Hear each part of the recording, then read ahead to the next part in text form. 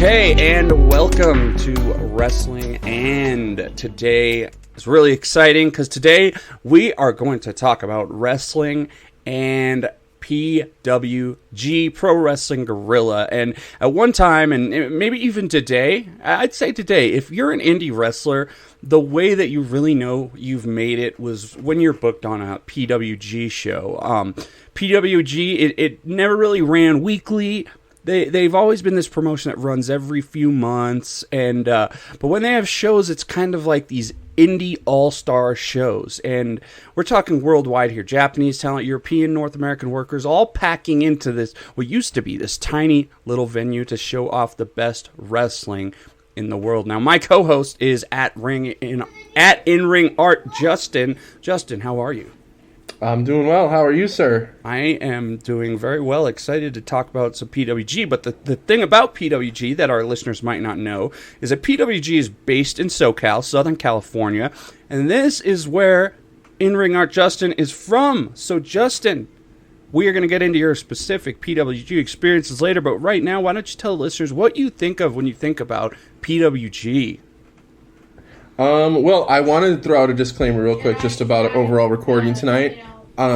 My wife she's fine, very minor symptom COVID, so we've been isolating her in the bedroom. So I have, my two sons are out here playing Fortnite, so if you hear a little yelling and screaming, it's because they're playing with their friends. The 7-year-old might even cry a little bit if he's being not included, but I just want to let you know, if you hear some background noise, that's what's going on, okay? You got to do what you got to do, man. Hey, you're taking care. You're taking care, yes. So I appreciate that. Actually,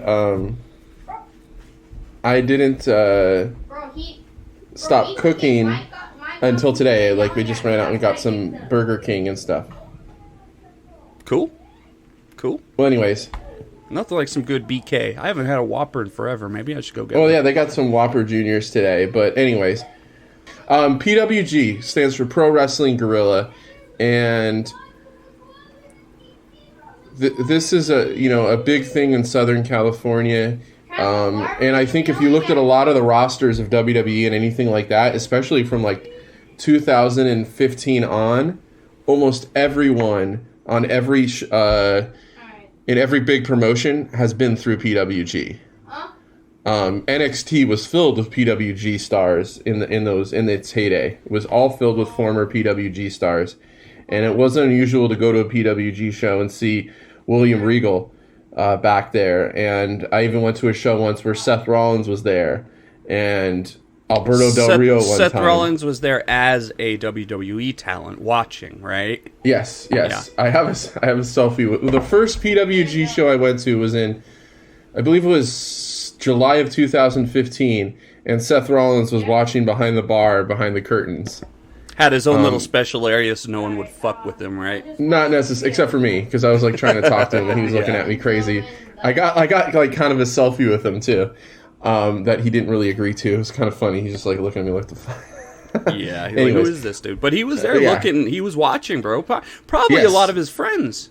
A lot of his friends. WWE was in town at the time too. So that's why they were, a lot of them were there. And actually, one of my friends that went with me, I drove home afterwards, and he went to a little bar in Reseda, and he was hanging out with Paige and Alberto Del Rio at the bar. The toxic couple themselves were at the bar, huh? Yeah. He said Paige was really cool, but Alberto Del Rio, wasn't, didn't seem to be too thrilled, but he said I don't Paige think was really I'd cool. want to hang out with him. I'll just put it that way. But it's just funny that they would find themselves at a dive bar in Reseda. But, PWG is not only this kind of cult thing that led to a lot of superstars that you see now, but when you go to where it is, it's just like this kind of mecca. I don't know, I haven't been to the new venue yet. I'm sure we'll cover that. And this is the Globe. Is their new venue, right? Globe Theater. The Globe, yeah. They're currently at a theater downtown, in the theater row of downtown Los Angeles called the Globe Theater. There's a lot of beautiful theaters down there. I've heard a lot of mixed. I haven't been to the new venue. I've heard a lot of mixed reviews about it, good and bad. I'll get there one day, just haven't yet. Another thing we'll talk about with PWG, it has the prices are pretty out there at times. But the original, they've had other venues. I think they were at like, but I'm just going to talk about their heyday. I'm sure if you have like kind of a timeline, we'll talk more about where they have run their shows before. But they're real famous for running in a American Legion Hall in Reseda, California, which is in the San Fernando Valley. That's what I was going to ask is that, and if you're a wrestling fan, especially in the mid 2010s, like you saw this video so many times. A lot of viral moments came from this area, this room, this place that they played. And that's the building you're talking about with the low ceiling, right? Yes, and low ceiling. There are a lot of close calls. Packed crowds, 300 to 400 people fitting in a venue that maybe 200 people is about, I would say, the fire marshal would agree with. Standing for like the whole show, a lot of people, right? Just standing. There's probably, I would say, 6 or 7 rows of seats, and then everyone else is standing. So I would say about half the crowd is standing. And I've been in the seat and I've been standing. Tell me if this is true, because this is something I read, and that's that they have the high prices, right? There's a kind of what I've heard is that they create a fake scarcity by releasing DVDs or Blu-rays months after the show. That's another thing they do, right? Like they don't have an online service live, so the live show is you have to be at the live show, right? I think it's gotten a lot harder. They don't have any type of streaming. I think their shows do end up on high spots.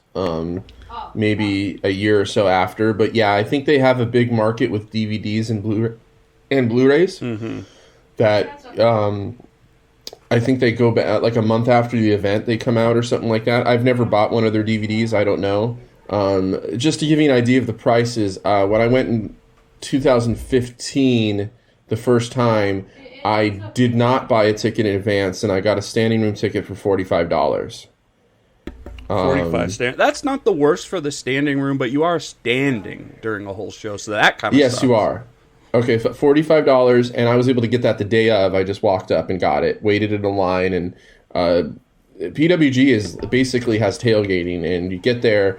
If you're going to a 7 o'clock bell time, you get there. People are there probably, 5-6 hours before the show starts, just hanging out in the parking lot. There's probably a ton of regulars too, right? I mean, yes, all these people that know Absolutely. each other.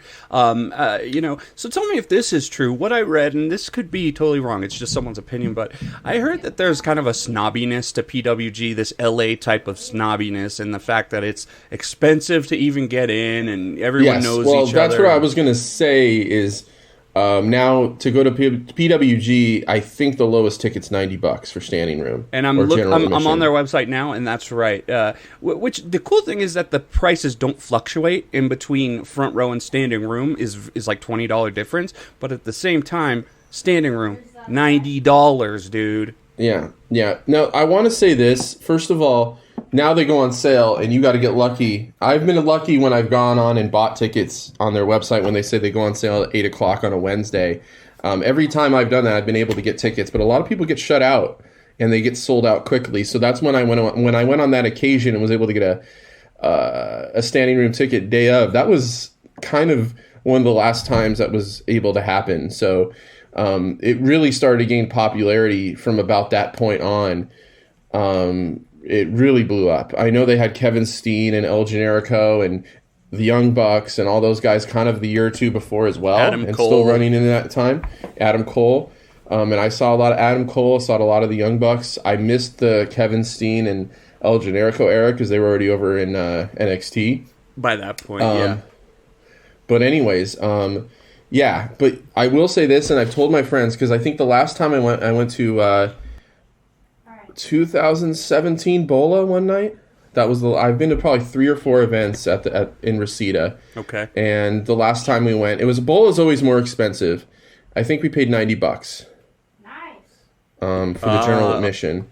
Okay. And I was trying to explain to one of my friends that had never been before. I'm like, I know it's $90, but you already have many? I know it's a lot of money. I'm not gonna lie. That's what's preventing me from going. But I've always gotten my money's worth from the show. It is worth $90. The experience you get and how close you are to everything and how great the matches are and the experience. I mean, it is worth the money. $90 to see some of the most incredible wrestling in the world and be part of this atmosphere. You compare that. I went to AEW, right? Now different. It's a big time TV show. They obviously need a lot of money to do all that stuff, but it was $75 and I was like not nosebleed, but I was mid up there, for $75. So I think $90 to have, to see these matches, to see these up and coming indie wrestlers and legends sometimes, Jushin Thunder Liger, people like that. Yes, I got my picture with him. I think $90 is not that bad. Now if you go every show, that could add up, but you go a couple times a year, it's really not that bad. It just really depends on if you can spend $90, if you can afford it, if you can swing it. You will get $90 worth of entertainment from going. Probably in the first half. And you will get $90 worth of an experience from going. Is it overpriced as an overall thing? You can probably go see WWE for a lot less, but you're going to get that lot less of an experience. You're not going to be able to shake your favorite wrestler's hand. You're not going to be able to take a picture with them and buy a shirt right from them. One of the best things about going to PWG was they had a bar there. The beer was cheap. This was at Reseda. I hear that the prices and the concessions at the Globe are different, which is probably those downtown LA theater prices for their beer and stuff. It's not the same, right? Or your typical club prices or whatever. Yeah, but $10 a beer, and you would get a pitcher of beer at PWG in Reseda for $9, something like that. Wow. And they would run out of pitchers. So you would just buy a pitcher and hold it like this and drink out of it. Did they offer normal beers or just pitchers? That was what I was confused about. I think they did, but people always go for the pitcher because it was so cheap. Yeah. And some people would even they would go to the restaurant supply store and they would buy one of those plastic pitchers and they would just put a bunch of stickers on it like you do like a water bottle like this. And they would just have their PWG pitcher they'd bring with them and they would fill it up for them. Obviously in a COVID era. COVID changed all that. But it was quite the experience and you really felt like when first time I went and people...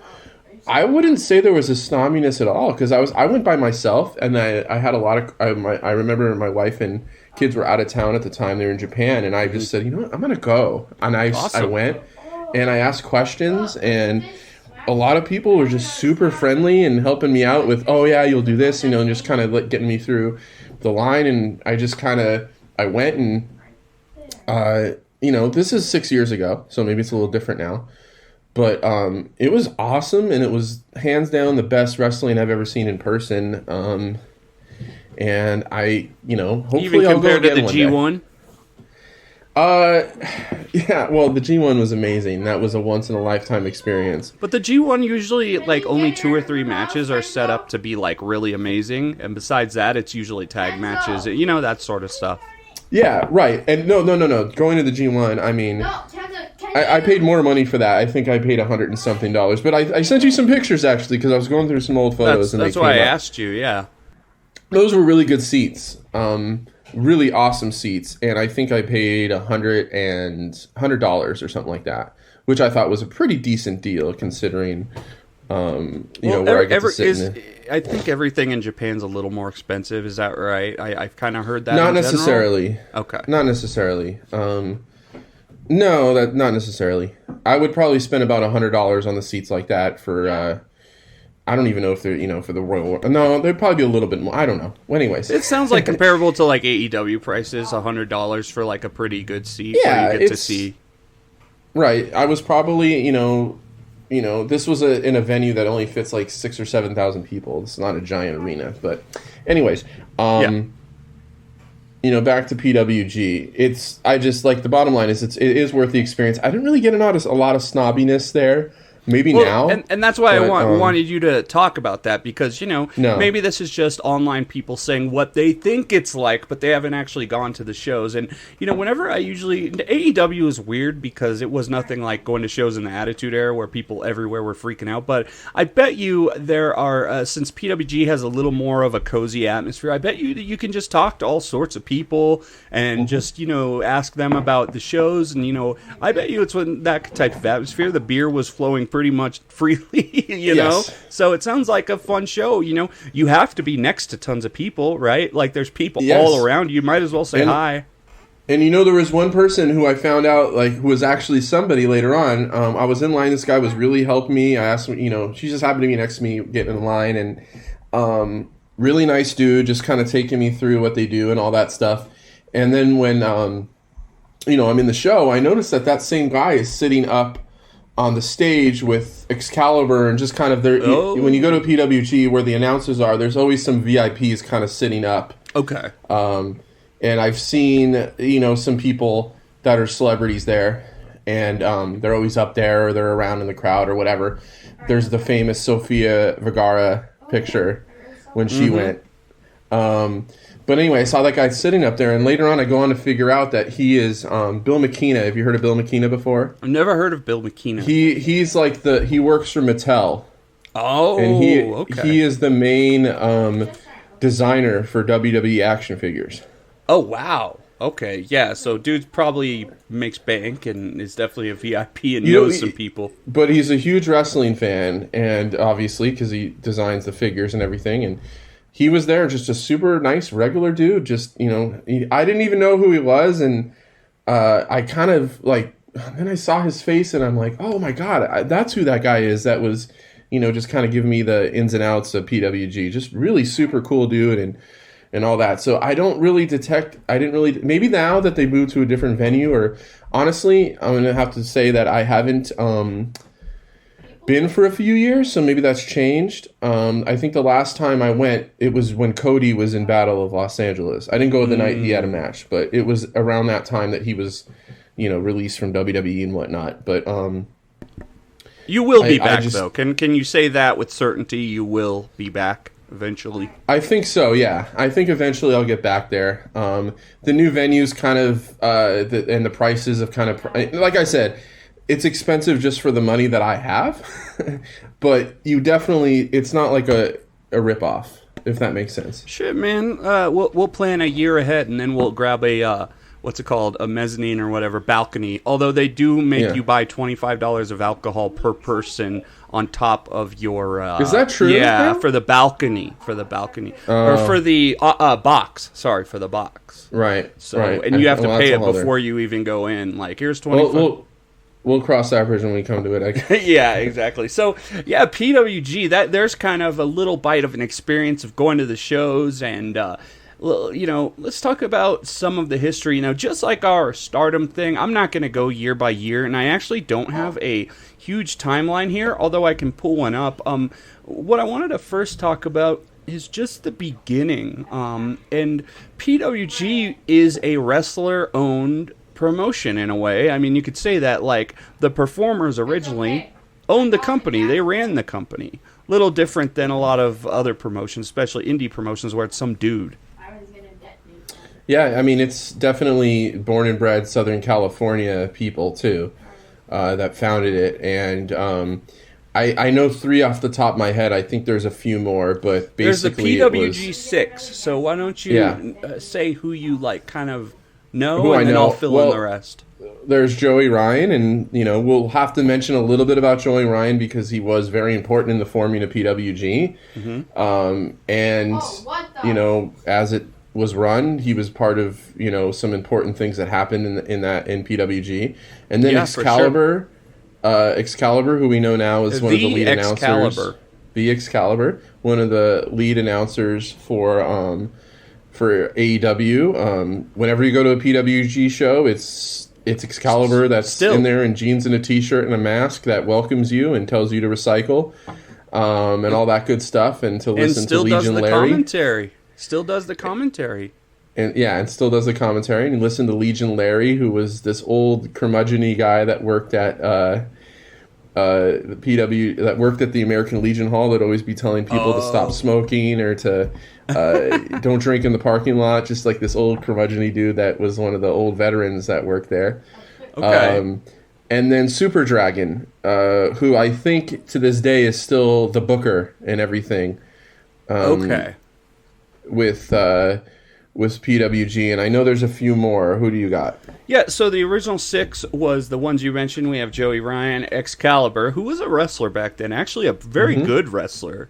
Like, go guys, go watch some like old Excalibur stuff. Dude was like a high flyer and did some crazy shit. But yeah. the other 3 were Disco Machine, not to be confused with Disco Inferno, Scott Lost, and a guy named Top Gun Talwar, who doesn't even have a Wikipedia page. So I'm not quite sure about who he is. Maybe some of you guys know him and can tell us. But in 2008, that changed, and now since then it's been 2 guys, Excalibur and Super Dragon.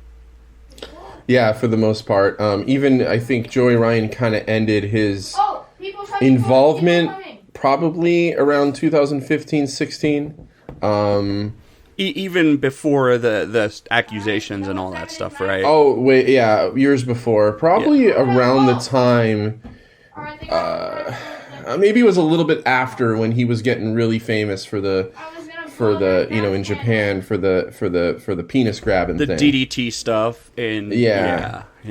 But I think he kind of always had and he was always getting close to breaking out, whether it was with TNA or whatever. But anyways, enough kind of about him. We know where he's at now, but you can't really talk about PWG without Joey Ryan, because again, he was one of the founders, and he was also a part of one of the most important tag teams and features of PWG, which was World's Cutest Tag Team, which was him and Candice LeRae were this, just great tag team that went to war with the Young Bucks and everyone that went through PWG, and it found Candice LeRae a lot with a bloody face. I remember that image. Oh, dude, the World's Cutest Tag Team versus the Young Bucks. You had like this is where I'm not sure if it started here. It probably did not, but this is where their shoe with tacks on it kind of gimmicks like really had this moment.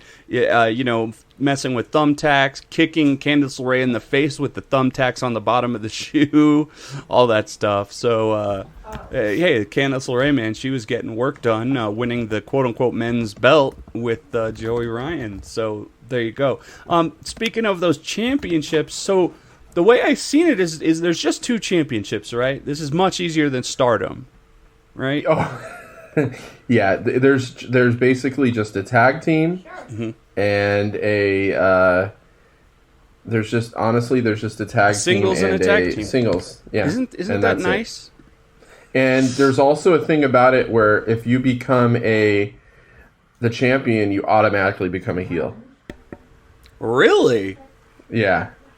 I did not know that. So if you become world champion, you're a heel. Like, you just become a dick. I pulled out the card from the first PWG show I went to. I can read that off to you just to give you an idea of where it was at this time. Yeah, let us know. Let's hear it. Okay, so I went to it was called Tremendous 4. And it was July 24th, 2015. Here we go. American Legion. For the listeners, American Legion Post 308. Go ahead.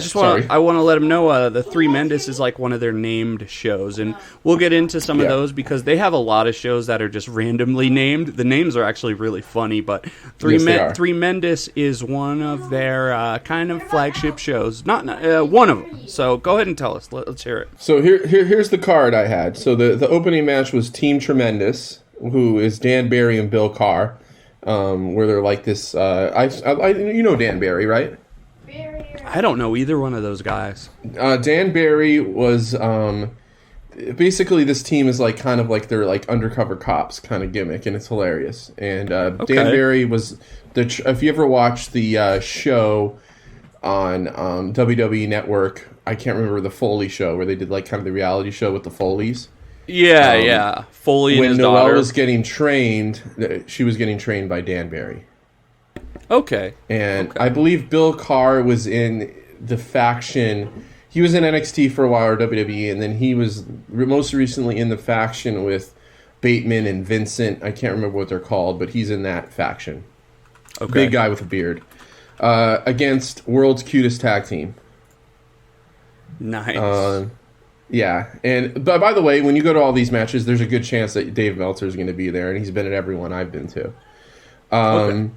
Probably with the crowd around him. It's probably hard to talk to him, I imagine. Shit. No, you could just go up to him and talk to him. Okay. It's not that bad. Brian Cage defeated Johnny Gargano.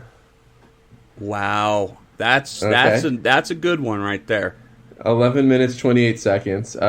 Andrew Everett defeated Rich Swann. Okay, got to see some Rich Swann. Don't know Andrew That Everett. was awesome. All night long was awesome. And then we had another great match, Trevor Lee and Tommaso Ciampa. Ooh. Oh, that sounds really good. Fucking, what's his name in NXT? Trevor, I forgot. Trevor Lee. Oh, he's Cameron Grimes. Cameron Grimes. Okay. Awesome wrestler versus Tommaso. Yes. So already we're seeing a lot of these people that have become a lot of so much familiar more, names. and we'll get to that. But like, look at this. We have some NXT superstars already in the first, couple. We're talking NXT legends here. You were watching before they really were at that point. Yes, and then here you go, Mike Bailey and Chris Hero. Mike Bailey and Chris here. Now, quick question here about Speedball Mike Bailey. So, yes, I don't know him that well, but he just did a PWG match that people are saying is the best PWG match since they came back. Can you talk a bit about Mike Bailey and why is he not in WWE now and stuff like that? Do you know? Around this time, maybe a year or so after this event, Mike Bailey's Canadian. I believe he's French-Canadian or whatever. Yep, that's right. And he ended up getting banned from the country because when he was coming into... I don't know the details of it, but my understanding is that he basically lied about why he was visiting the country and didn't have a proper visa or whatever. So I don't know if that's... But anyway, the result was he got banned from the United States for 5 years. And just recently started coming back to the country. And it was probably around this time he got banned. And if I wanted to explain Mike Bailey to you, I would basically say he's a mix between a Daniel LaRusso and a Rob Van Dam. Okay. That's the gimmick. Is a Karate Kid gimmick. He's probably, if I had to guess, he's probably... I have kids that are half Asian. I think he's probably half Asian, and real handsome guy. I believe he's dating Vita Scott. That's right. Yep. And he's basically like a Karate Kid gimmick. Wrestles barefoot with like kick pads. Okay. Yeah, he's great. He's super athletic and has a good look and all that stuff. And definitely a hallmark of PWG up till this day. I mean, but like you said, he got arrested trying to get into the United States for Evolve. Like you said, probably lying about what was going on, and banned for the country. Hopefully that doesn't happen to Josh Alexander, but that's a little bit different. So.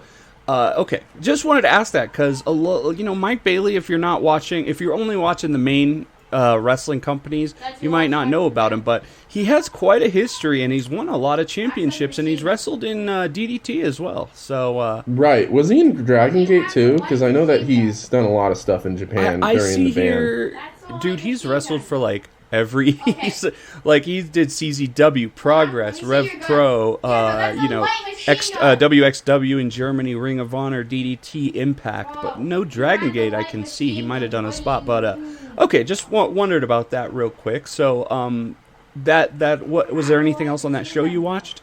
Yeah, there's 2 more matches that was on this. Ricochet and Akira Tozawa. What, dude? Yeah, that match. Little did you know. But that match was the let's go to WWE and get not used match, right? Yeah, that was... I think Ricochet kind of lasted a couple more years on that circuit. But Well, he was champion. Tozawa He became champion eventually. Yeah, and Tozawa was kind of just getting on the radar then too. Like as far as the American stuff, because he was big in Japan before that. Right, but I'm just saying in America. And the main event was the Young Bucks. Oh. As the tag team champions against Angelico and Jack Evans. Oh boy, so we're talking some crazy shit. Yeah, so that was the first card. The commentators were Excalibur, Rick Knox, and Joey Ryan. Rick Knox was the commentator. That's what it says here. I don't remember. I've always wanted to kind of track this DVD down and buy it because it was my first show, and I can't remember. There was another show I went to where Drew Galloway and Michael Elgin was the main event because I think Zack Sabre was injured. And this was Drew Galloway is out of WWE, got fired, and he's building himself back up on the indies, probably just to get back in WWE, but big part of, had some cool PWG moments, too, with him. Yes. This is Drew McIntyre Yeah, and Michael Elgin, who's been out for his own reasons, too, that we won't go into. Yeah. He ended up having 2 matches that night because the main event was supposed to be Zack Sabre versus Drew Galloway for the PWG title. Because at the time, Zack Sabre Jr. is another one that has really been synonymous with PWG. Oh, I mean, the list goes on and on. You look up, and I have a list here. We'll get to it later, but like top rated PWG matches of all time from Cage Match and Meltzer, and it's just like every other match is ZSJ. You know what I mean? Oh yeah, it's a who's who. If you just go through all those people, like almost everyone that's in a main events right now has either come through PWG or has. I mean, it's really insane. I mean, even somebody like Shingo Takagi, before he was in New Japan, he was in PWG. When he was free for a little while there after Dragon Gate. Yep. So, and he's been recently. He's been in PWG. When they first started running back again, I think they had him for a while too. He's been one of those Kenny Omega. I mean, we can go on and on. Kevin Steen. I mean, about all the who's who. And I have a little list here, so we'll talk about the World Championship real quick, and I'll give the quick stats, the quick overview of the championship, just like we did with Stardom. So the first winner ever, and again, a who's who here, right? First winner was Frankie Kazarian, all right? Right, so he won that at Badass Mother 3000. This is 2003, dude. My God, little did we know what it would turn into. But were they running at the Jewish Community Center or something like that? I think that's where they first ran. I have this that show was like a multiple night show or something, and it took place in Eagle Rock and in the City of Industry. Now, did they call it the City of Industry, or do you just call it Industry? Well, I guess when you see it on a map, it is the City of Industry. And if I tell someone, first of all, you rarely go there. There's not really much there. It's just kind of a little suburban area. Okay. I don't know if I've ever really told, hey, I got to go down to City of Industry for something, Okay. I think they had a good Thai restaurant there or something, but is it strip malls and stuff, or it's just there's a lot of kind of. It's not actually industrial area. I don't know. It's just kind of inland of LA, so little inland. So, that's where that original tourney took place. So okay. Going to nowadays, the current champion. Do you know who the current champion is? Once I tell you, you'll be like, "Oh yeah, of course." Yeah, is it Keith Lee? No, not Keith Lee. Is it Keith Lee? No, it's Bandito. Oh, Bandito, of course, dude. Yeah. Because of the pandemic, he does hold the record for holding the belt the longest. Right. So it's hard to really say that he held the belt for the longest, because he's only had 3 defenses. But it's Bandito. And just to also say about their belts, which is hilarious about them, is the Young Bucks used to carry them around in the Dome. Their belts look like they were just kind of the generic wrestling belt. There's nothing special about the way the belts look. They didn't spend the $10,000 on the plating and all that stuff. No, it looks like one of the ones that you see for the Facebook ads for if you win your fantasy league or something like that, Yeah. But that's what makes it so awesome, is that it's just so minimal with everything, Oh, yeah, for sure, man. Chris Hero had 10 defenses of the title. And Chris Hero is one guy that, he was my, when I was getting back into wrestling, obviously I started with WWE, and then my indie hook was just wanting to know more about Chris Hero. Really? Because Chris Hero was my first like indie wrestling like kind of interest. Was like, dude, this guy is awesome. Like, what, you know, and all that, and just seeing his matches and what he was about and his moves and all that stuff. That really was my my gateway that got me into the indie wrestling scene. Yeah, I got it. I got a little bit into Chris Hero too. You know, when I had just heard people talk about him, for some reason I thought he was like a junior. I was so wrong about that. Dude's massive, but yeah, obviously rolling elbows and just completely knowledgeable wrestler. Probably one of the smarter wrestling history wrestlers there is. But without a doubt, and just honestly, the way he moves, like for a big dude, is incredible. And also, like you said, their elbows and stuff. One of the most, like in person, one of the most prominent strikers I've ever seen. Just impactful, yeah. So he had 10 defenses. Besides Bandito, Adam Cole did hold the title for 538 days. So lots from Adam Cole, and the person who's had the belt the most, and I'm going to be using some WWE names here just because it'll help people understand it better. But sure, Kevin Owens had the belt 3 times, which AKA Kevin Steen, right? Yeah. Yep. So we look at a name of PWG World Champions here, and here's a little list. This is not a full list, but this is to give an example of like what Justin was saying, like how this company has had these people go through it, and like it's like you're almost freaking, you know, earmarked, dog-ended or whatever for success, like once you are in PW. So we have Kazarian, Adam Pearce, AJ Styles, Kevin Owens, Sami Zayn as El Generico, right? Big Bryan Danielson, Chris Hero, Kenny Omega, Cesaro as Claudio Castagnoli, Adam Cole, Kyle O'Reilly, Roderick Strong, Zack Sabre Jr., Ricochet, Keith Lee, Walter, Jeff Cobb. So, like, my God. Just put it this way. If you're going to be naming a roster of, let's say, New Japan, AEW, Ring of Honor, and WWE, as we name those names off, there's probably about a 75% chance that they've been in PW, they've run through PWG at some point. And especially in North America. But like you said, you get some Dragon Gate guys, you get some New Japan guys. You had Jushin Liger do shows for PWG. Hiromu on his excursion was out there. Really? I didn't know that. So from Mexico, he came up, right? Yeah, he did. I'm going to look it up because when I went to the Battle of Los Angeles that night, one of the matches was Chris Hero and Liger.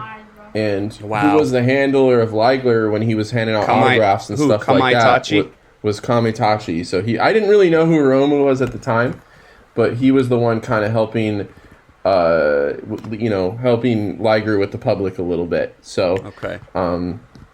And for those that don't realize, Kamitachi was his gimmick in masked wrestling gimmick while he was in Mexico. So Hiromu we're talking about. So yeah, man, just incredible, dude.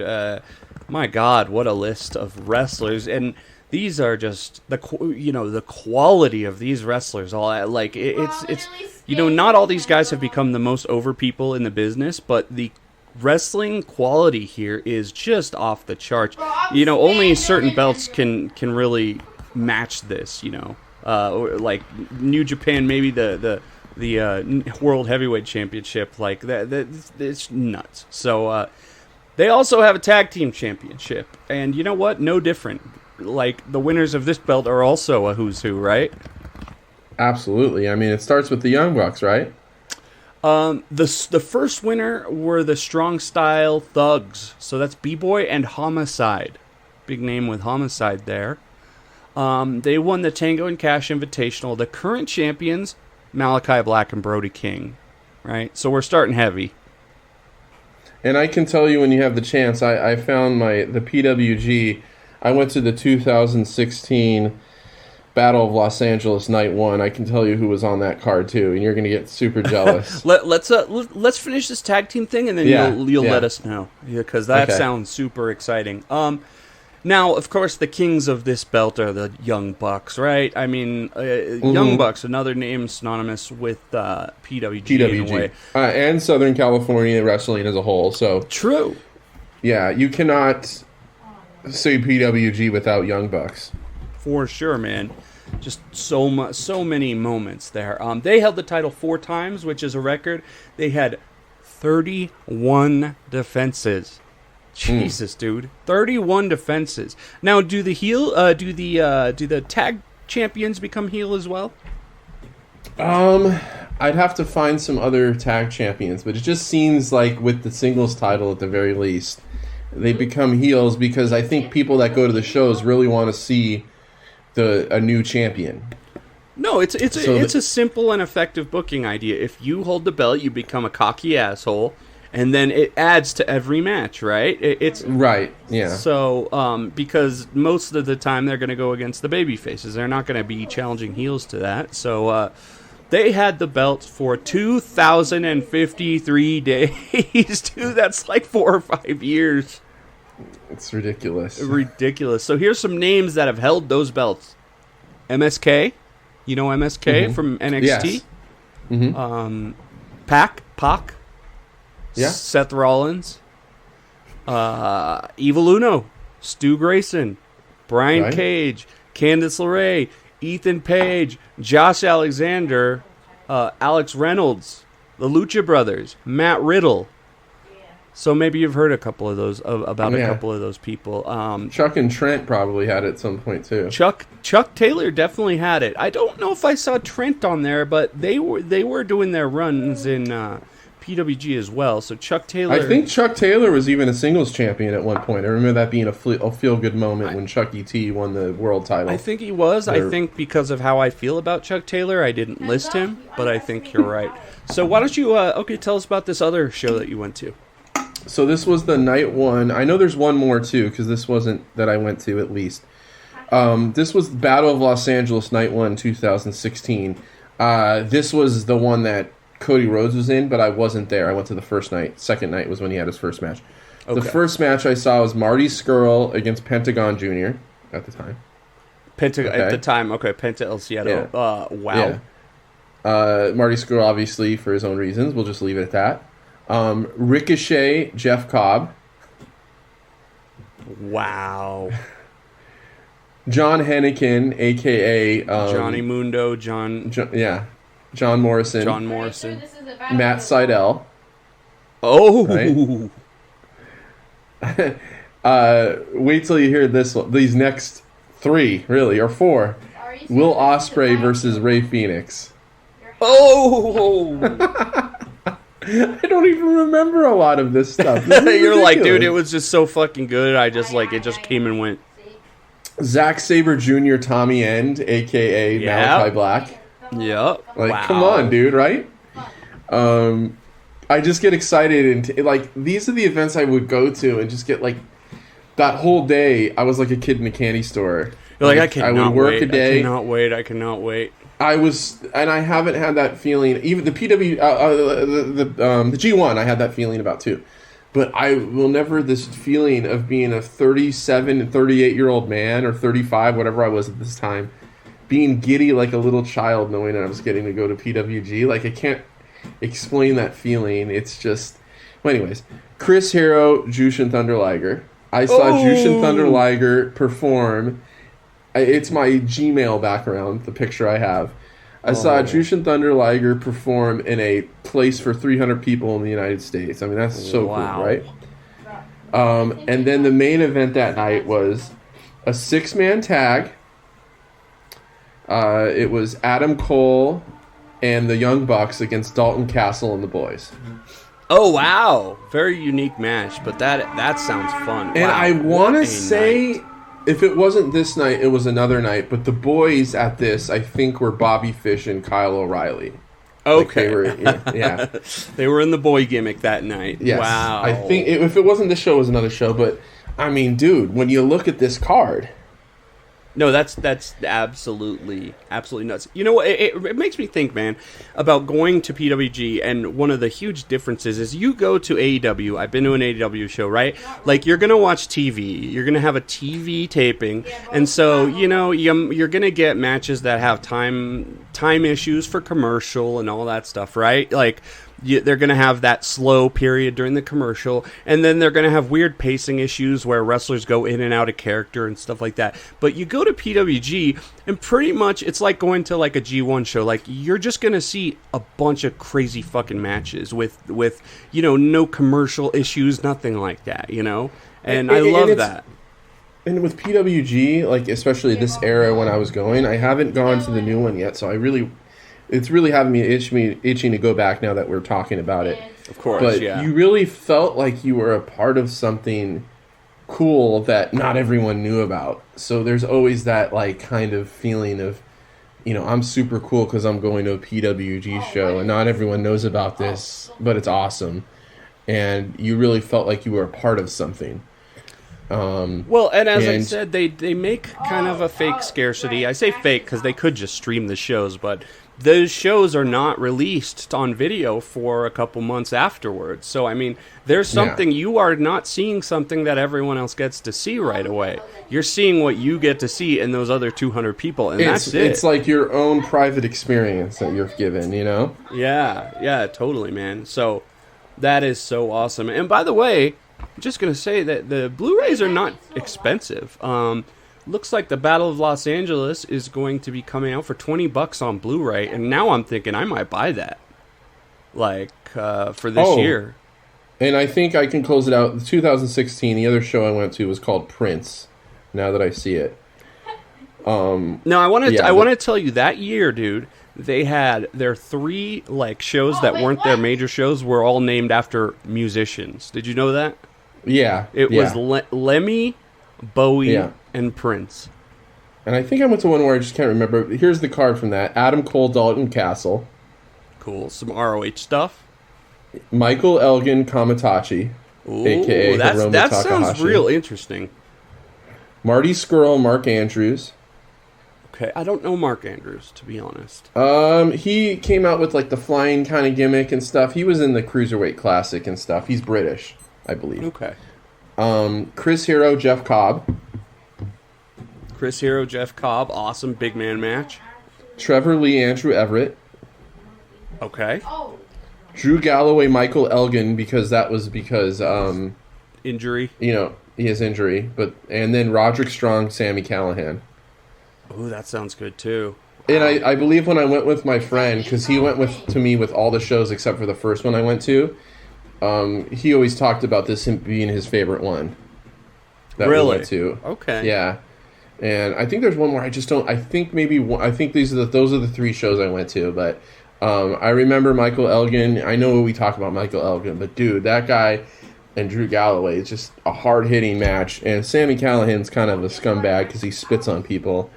Oh, and I didn't really appreciate him. My friend did catch Adam Cole's gum hit him at the Battle of Los Angeles. I can't on accident, he landed on his lap or whatever. But wow. But I can't. Yeah. So there you go, man. I mean, who's who? I mean, I know there's a lot of names. Maybe some people might not know, but they perform, bro. They go in there. Even the guys that you don't know, they're wrestling at a very high level. Very high level. Yes, they are. So, and if you know if they're there, they've kind of it's like when you get the stamp of approval. They've been vouched for, dude. Yeah, they don't just let anyone there. I mean, I know you can say a few people might have snuck on cards there, but they really have to pass a sniff test before they get on a PWG card. And therefore, you automatically earn the respect of someone like William Regal. I've seen at the shows multiple times. Which is a lot of NXT was formed on PWG stars and Ring of Honor. This was NXT 1.0 before they changed their philosophy, which is they're looking for the best wrestlers in the world to put on their show. Well, I think you could say it was a little bit after the reality show. So when NXT was in its heyday, we're talking, 2015 through 2017, 18, right? Maybe. Yeah, I just meant that nowadays they aren't having the same philosophy of promotion, but back then they knew where to go to find the best wrestlers. You know, they knew which shows to attend, and let's talk about a few of their flagship shows after we take a quick break. We will be right back.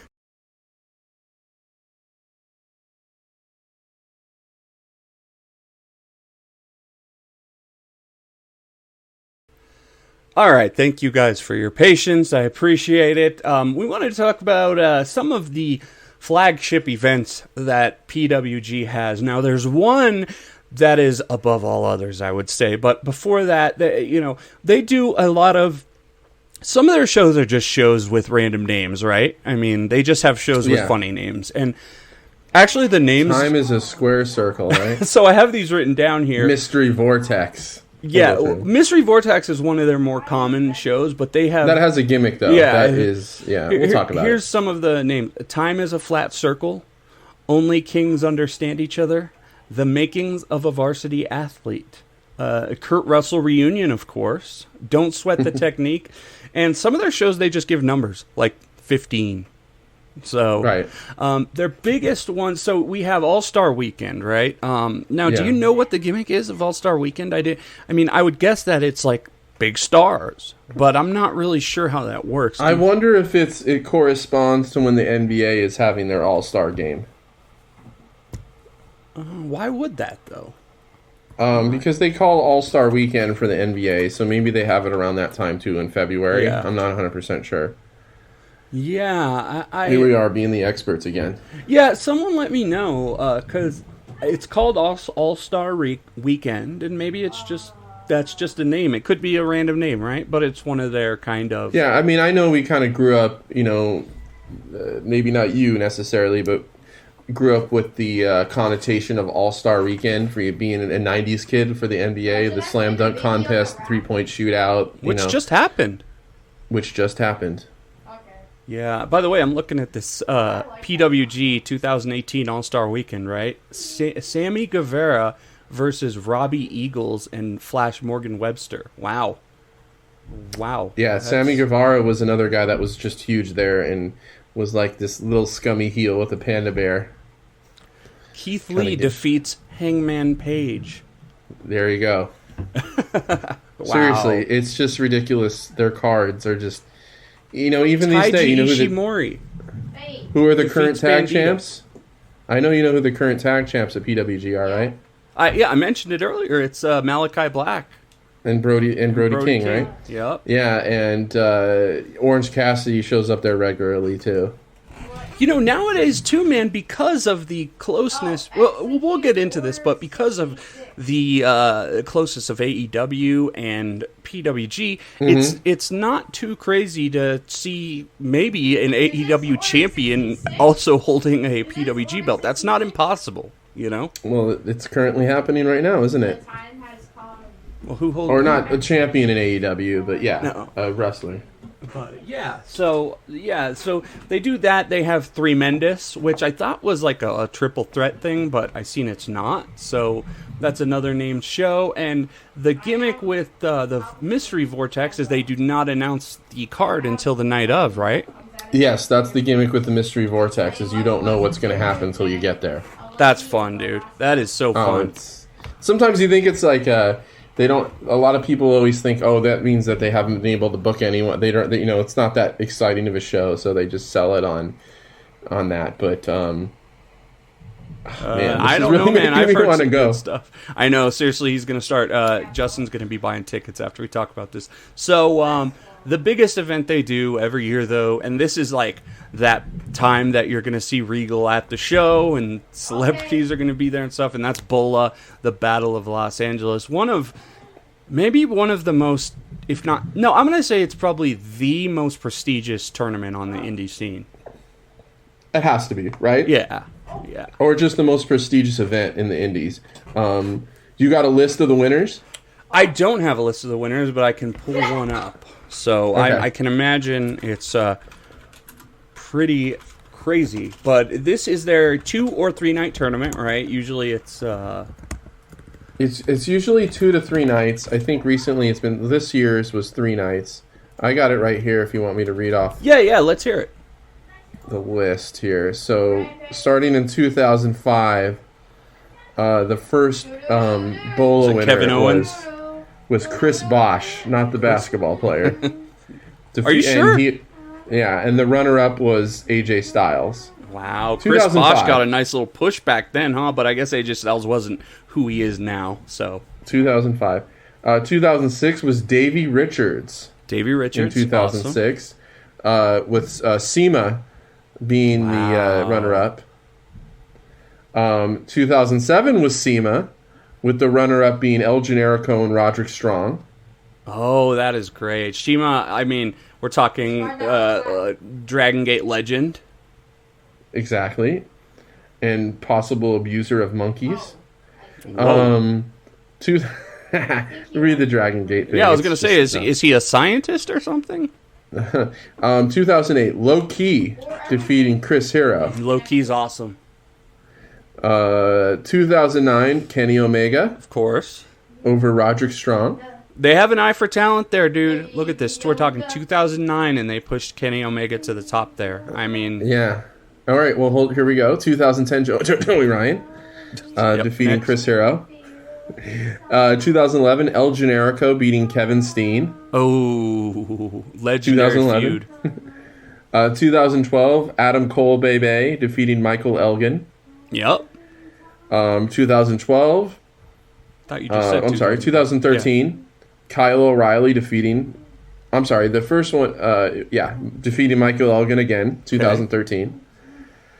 Ricochet in 2014 defeating Johnny Gargano and Roderick Strong. That's a DVD to own right there, dude. Watch that whole Ricochet run. I bet it's fucking incredible.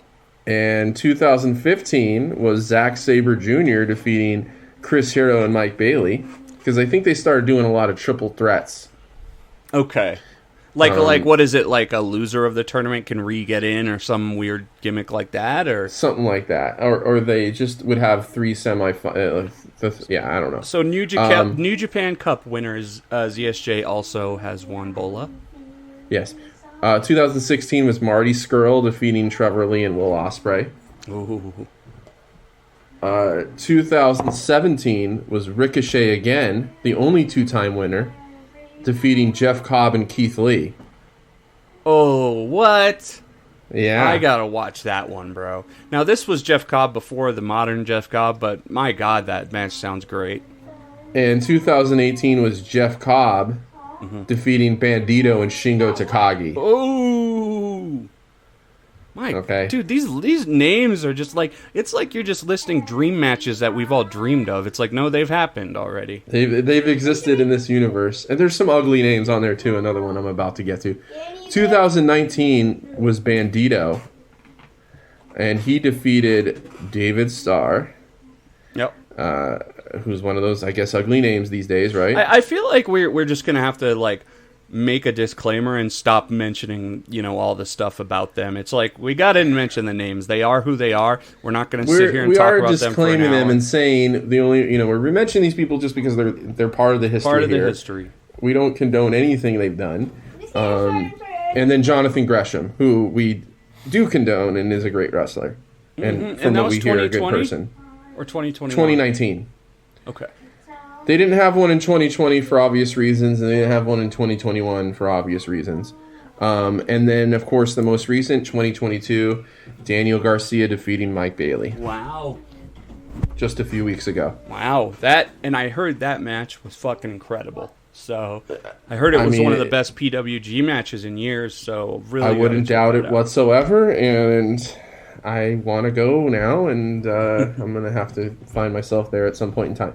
But anyways, you talk about a who's who of people. I'm even looking at some of these brackets, and it's just, like, incredible. Do you know who Sumasu Yokosuka is? Sumasu Yokosuka? No, I don't. Okay, he was just I guess he was in Dragon Gate. He was just somebody. I'm looking at the random brackets. I'm trying to see if he has a different...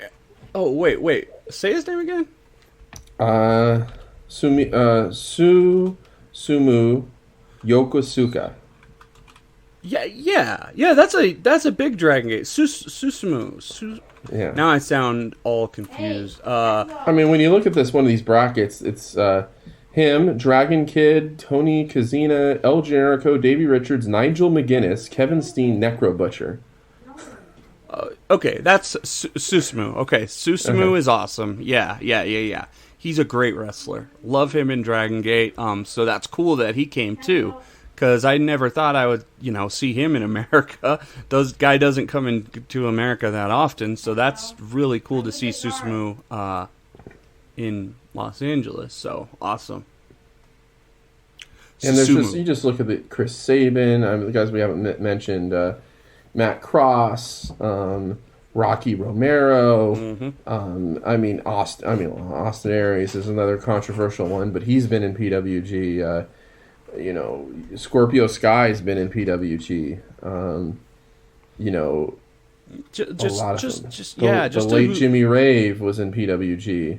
Just a who's who of like all these guys that have done so much stuff. We're talking lists here. Why don't I give you a little quick list of what are considered the quote unquote best PWG matches of all time? Now there's two kind of lists. There's one of cage match, which I would trust probably the most because the Wikipedia of wrestling, I guess. Meltzer only rated so many matches. He didn't watch every one. You know what I'm saying? No. So he's always there with a notepad, by the way. So Danielson versus Hero is the highest rated match ever in PWG on cage match. Haven't seen it. I can't argue with that. What year was that one? Dude, I don't even know, man. Obviously before it was in WWE, so I don't know, and I don't have a lot of detail on these. I just have names, but they sound awesome. So Cole and O'Reilly versus the Young Bucks versus Evil Uno and Stu Grayson. Awesome. Now this next match, sounds fucking incredible, and it's maybe one of the most impressive sounding matches I've ever heard on the card. It's Adam Cole and the Young Bucks versus Matt Sydal, Ricochet, and Ospreay. I think that's the one that has always been claimed as being one of the greatest. Yeah, when that match happened, it's probably circa 2016-17. They were talking about being one of the greatest, indie matches ever, kind of thing. And how can you go wrong with that? That is just absolutely nuts. Putting Ricochet and Ospreay on the same team. Basically, the gimmick of the match is like the ultimate high flyers of the time versus the Adam Cole and the Young Bucks. So it's just nuts. Roderick Strong versus ZSJ. O'Reilly versus ZSJ. Walter versus ZSJ. So again, Walter's another guy that's run through there. Yep, and was had champion. A good run. Yep. Yes, and was champion. Yep. Let's talk Donovan Dijak versus Keith Lee. You remember that one? You had to see I that heard one. good things. Oh my god. That match is fucking nuts. I'd say it's a pretty legendary match now. 5 stars in the Observer. It's really like two huge dudes doing shit that big people should never do. And one of the best matches I saw, I think it was on DVD, was Keith Lee and Matt Riddle. Keith Lee and Matt Riddle, yeah. And Keith, I'm pretty sure in PWG they don't tell you don't do this, don't do that. I'm pretty sure they just say do what you want, because you have Keith Lee doing fucking like flips over the top rope and just the most wild stuff. I've seen this match. This is Cesaro versus Sami Zayn, Claudio versus El Generico. Awesome match, dude. That when the Helluva Kick kind of meant something, you know what I'm saying? Yeah. So definitely. And the whole Kevin Owens, Sami Zayn lineage and all that all started with PWG. Yeah. That we hear about all the way up until today. Well, it probably started in Montreal, right? Let's be honest. Perhaps, but on the main stage, on the big yeah. Brandon and Dustin Cutler. Have you ever seen Dustin Cutler wrestle? I'm pretty sure I've seen Brandon wrestle at PWG and on where else did I see him wrestle? Championship Wrestling from Hollywood. So Brandon Cutler can actually go, because obviously he is a total geek nowadays. But I didn't realize he could actually go. No, he's a good wrestler. He's definitely solid, talented. So Brandon and Dustin Cutler versus El Generico and Paul London. Paul London, another guy who's really been through PWG, probably like one of the best looking physically wrestlers they have. Great looking guy. He's an actor too. So El Generico and Paul London versus the Young Bucks versus the Cutlers. Awesome. Walter versus ESJ, like I said. And, something we didn't mention is that PWG has a great connection to Mexican talent as well. Really, you're going to see a lot of awesome Mexican wrestlers almost every time you go. It being in Southern California, it's easy for the guys to get up there. I mean, would you agree with that? Well, definitely, too. And there's also the fan support for those wrestlers, too. And a lot of them are a lot based in Los Angeles, too, and running a lot of other shows. Lucha Libre-based shows in Los Angeles already, too. So, a lot of, Mexican-American fans supporting. Is that... Yeah, that's awesome. Yeah. So it's Los Angeles, so yeah. It's L.A. Black Taurus, Laredo Kid, and Puma King versus Bandito, Flamita, and Ray Horace. God, that sounds awesome. And Dragon Lee versus Bandito. So, I mean, all that Mexican talent. It is great. PWG is such a mix of Mexican, North American, Canadian, LA talent, and that's one of the things I really love about it. And another thing that's kind of hit or miss with PWG is the style, the PWG style. What can you talk about that style of wrestling? And it was funny because I've mentioned a lot with somebody like Jeff Cobb. If I had to explain what PWG match was, is that it's kind of wrestling with a little couple ticks and fast forward. Yeah, that's one way to put it. They're very fast-paced matches with a lot of flying, a lot of hard strikes, and if you can't maintain a certain cardio level, you're not going to be able to hang there. As you can see with the majority of the wrestlers that can move at that pace. And somebody like Jeff Cobb, who you would think, who looked kind of sluggish in New Japan for the first couple years. Of course, he's found his way and he's doing great now. But injured PWG now, sadly. Matches, but yeah, it looks like he's on the mend, though. Mm-hmm. PWG matches are never going to go longer than 20 minutes. So we're not talking a lot of 40, 50-minute epics. So they're pretty high-flying. I guess you can say somewhat choreographed. Comical sometimes. They are spotty. There are lots of They are spots. spot-festy if in that category. Not necessarily a bad thing, but that's just how they are. They are the perfect thing to take somebody, a non-wrestling fan, to experience the culture of wrestling. And to see that true athleticism. To see the true athleticism. And to hear and to see everything, it is quite the experience, and it's the ultimate in-person wrestling experience. But the matches themselves, I would just say, you click fast forward a little bit and maybe slow down to hear the strikes. So it's a perfect blend of speed and intensity and contact. And all that stuff. Yeah, I wrote down here, my opinion of it is that there's good and bad parts to the style. It's extremely fast, like you mentioned. I dare say spot fest. And sometimes they have kind of comedic elements. Yes, they do. They have some silly comedic things. But that's the thing about PWG. I guess one of the downsides, there's not a lot of... Maybe someone will want to fight me over this, but there's not a lot of storylines and stuff that you'll see continue on to a few different shows. I mean, sure, there's rivalries and stuff, but there is a somewhat disposable element to it. Mm-hmm. Because you see a lot of one-time matchups and stuff, and it is a very disposable thing. No one's coming out cutting promos on next month's show, right? For the most part, no, they're just wrestling. I mean, occasionally you'll have some kind of promo. But it's usually just a very disposable show where, there's nothing that really carries on. There's not a lot of storylines. It's just flat-out wrestling matches. The only thing is the belts and the championships that really affect show to show.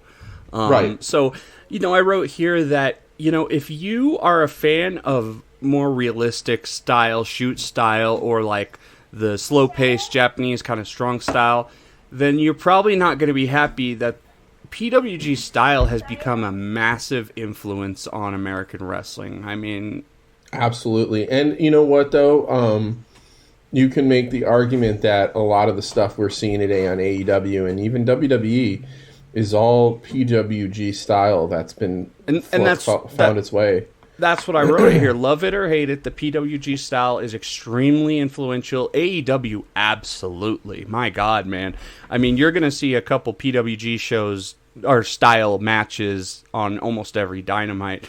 But to an extent, that NXT kind of 1.0, Johnny Gargano, that is totally PWG style. Adam Cole, so the influence has been just massive, man, especially in America. So I like it. It's good. It's fast-paced, spotty. But, you know, sometimes it's not always my cup of tea. But, you know, like you said, it's always impressive. It's always like you bring someone that doesn't watch wrestling, they watch it, they're going to be impressed. It's always entertaining. And really that's the big goal of wrestling, is to entertain. The psychology is pretty much like crazy shit people, you know, it's not like this slow paced, all right, walk around, you know, it's like, let's see some crazy shit, but that's fun. One of the greatest things you can, you know, I've taken a few different people to wrestling shows that aren't wrestling fans. And one of the greatest things to hear from people that obviously you're not going to convert these people. It's just really rare. It's quite the thing to get into. But when you can just hear them say, yeah, I'm not like a fan now or anything, but I get it. And PWG is the type of thing where you can take someone and they soak in the culture, they see the other people, and acknowledge, like, oh my God, these are just kind of, you know, normal, cool people that are into this. This isn't like a nerd thing or whatever. Yeah. But at the end of the day, just getting that acknowledgement, like, I like, it's not for me necessarily, but I get it. I get why people are into this.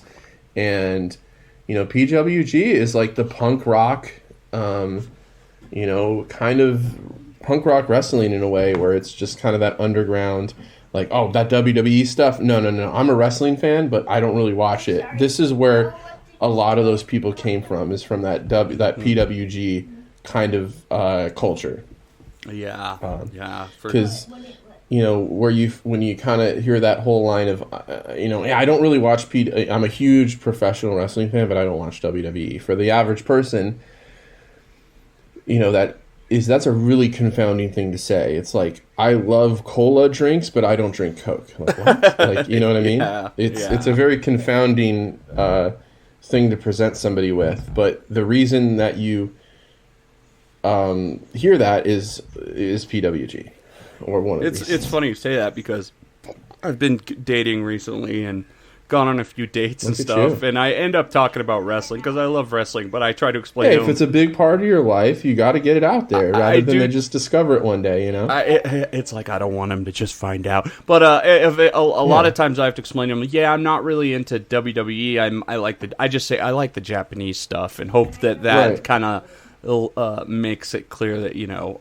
because God, the stereotypes are, I guess that's a whole different thing, but you know, you're a WWE fan in America, it's an interesting person for the most part. I wanted to, real quick, and you already mentioned this, but you go to PWG, at least before, and it might be this way now, but yeah, you're going to see some talent scouts, you're going to see some celebrities. So Sofia Vergara, right? You mentioned Yes. her with that was one. Meltzer, you're going to probably see Meltzer here and there. I'm going to put him in the same category, but he's a wrestling celebrity. Well, he's for not sure. a celebrity, but I guess I said that talent scouts, celebrities, and pro wrestling media are often at these shows. Tools Adam Jones is a regular at Yeah, PWG. I've probably seen him too, yeah. I don't know exactly what he looks like, but I know he's been there. Jillian Jacobs from Community, another regular at a lot of PWG shows. So, thought that was kind of cool. Do you remember Jillian Jacobs? Do you remember Community, the blonde one? I think so, yeah. And I know I've seen, like, he played Frank Sabaka on The Wire in the season 2. The bald guy, his name's something Bauer, Chris Bauer. Yeah, and he The goes actor. too. He's there a lot, and I believe her name's Natalie Morales. She's the actress that she's been in a lot of things, but she played in season Sari's girlfriend on Parks and Rec. Okay. I've seen her at the shows. And I've seen some other kind of random people at these shows too. Like when I try to explain this to people, like there's like, you get somebody that's like Sofia Vergara, who you know who she is, and who was her husband at the time? What's his name? He's in the I don't know. Magic Mike. He's a big wrestling fan. Okay. I don't know why his name is slipping my mind, but he's a wrestling fan, so that's probably why Sophia went at the time. But you're getting these people to show up at these little dingy place in. Let me tell you something about that American Legion Hall, which has since been destroyed, demolished. Mm-hmm. It was in the summer. It was hot and disgusting. There's no air conditioning in this. Bunch of sweaty guys that look like us. Could you imagine the smell? I could only imagine. Hey, I smell good. But you know what, though? Like, people would complain about it and stuff, but, like, it was part of the charm, you know? Yeah. And if you have it anywhere else, it's not the same. And I haven't been to the Globe, and like I said, I've heard good and bad things about the Globe itself, particularly with the, prices and whatnot of the concessions and everything. But nothing will beat, leaving work and going down to Reseda. It's about a mile away from where I went to college, and I grew up in that area in the San Fernando Valley where it was. And if you've seen the movie Boogie Nights, pretty much that whole movie takes place. I love that movie. Right around the corner from that American Legion Hall is pretty much over there on Sherman Way and Reseda Boulevard in that area in the valley. Okay. It's you wait in this, you just park on some surface street by these apartments and you walk over to the American Legion Hall, and in the really torn up parking lot that can really, at the time, use a really good repave, you have about a couple hundred people lined up with picnic seats just sitting out there, and some of them playing cards, and it's just like, it's an event, dude. It sounds like you felt like you were a part of something, and yeah, it was great. And it's probably, and it's funny how you talked about you're starting to date. You're dating now, and you kind of bring up how you have to bring up that wrestling's a big part of your life and all that stuff. Yeah, not embarrassed about it or anything. It's just something I bring up. It's right, and it's always like how will this go? But it's kind of a we talked about there's dating site. We need a dating site for people that are wrestling fans, right? But that seems a little specific. But how about you talk to my wife, who always do that? Like, I was a wrestling fan when I was a kid and in high school, but this is someone that I've been with for about 18 years. And then in 2014, when I've been with her for 10 years, I just became this huge wrestling fan again. You're like, hey, my life's about to change. Although you don't really plan it like that. It kind of just happens. Bro. Right. That shit draws you in. Somebody, like, all of a sudden I became this huge wrestling fan again out of nowhere. And that's kind of weird too, that she had to bear witness to me evolving into this now, into what we're doing and stuff. I will say to my ex-girlfriend, who I don't really appreciate as a person, she was also always very cool about wrestling and loved learning new stuff and would watch whatever. And we went to AEW together. So shout outs to her for that, but all the other stuff not. We won't get into that. But open mind is the best way to put it. Yeah. Show her a good female Royal Rumble. Always get into that. So with PWG, man, let's talk real quick about the future of PWG, because things have changed. I mean, you have Excalibur, who has a totally different job now, right? But to me, I wrote down that the PWG success, it kind of always depends on the health of the indie scene, because they do kind of go from that, although now they get NXT guys, so that changes a lot too. But the promotion always has a keen eye for talent, and it's always trying to book new wrestlers. I think the breakout guy now is like Jack Cartwheel, who eventually is going to be this big-time wrestler. But what can you say about the future of PWG? Because obviously they moved to a new place, and there's that. But I think it's going to fairly remain the same. I think it's going to be this prestigious event year after year. They still sell out within minutes when they do run the shows. And the thing about it that I think is a very sustainable model is that they do not run that frequently. They don't have the expectations to run once a month or once every 2 weeks. They do seem to run about monthly, every other month, 6-8 weeks or whatever. Mm-hmm. So they don't have the expectations set where they have to run shows super frequently. Okay. They have a core loyal audience that will buy up tickets whenever they put them on sale. They have a DVD audience too, because I mean, people buy those DVDs and Blu-rays. Right. I don't know what they pay their wrestlers. I have no idea how any of that works. They must pay them well. They have to. They have to get those level of. But they're still. But I think a lot of it was, if you get booked at PWG, that you're going to get looks elsewhere, and I think that might have changed now because, obviously WWE's philosophy of recruiting talent has completely changed. In the last believe me year. that Tony Khan knows what's going on PWG. Tony Khan has probably been to many PWG shows. Oh, yeah. I probably have seen him at one. You gotta think of it nowadays. In a way, PWG is almost like has a straight line to AEW, right? Because of Excalibur. So or you know what though, the indie scene is so fluid now that you can do PWG and you can do basically look at a guy like maybe Joey Janela. Joey Janela can basically work all indies and maybe do a little bit of GCW and PWG and make a healthy living. Mm-hmm. So I think it's just become, if you're booked on PWG, it's like just a really good line on the resume.